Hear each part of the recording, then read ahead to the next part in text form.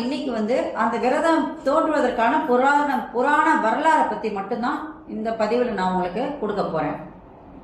பிரிங்கி முனிவர் பெரும் சிவபக்தர்.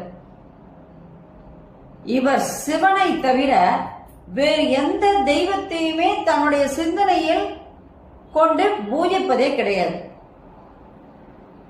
ஒன்னு சொல்லணும் அப்படின்னா, உதாரணத்துக்கு சிவனோடு இருக்கின்ற சக்தி தேவி கூட அவர் நினைவுல இல்லை. அவருடைய நினைவுகள், அவருடைய சிந்தனைகள், அவருடைய செயல்கள் எல்லாமே சிவனோடு ஒன்றுபட்டதுதான். இதெல்லாம் பார்த்த உடனே சக்தி தேவிக்கு இந்த பிரிங்கி முனிவர் மேல ஒரு கோபம் வருது.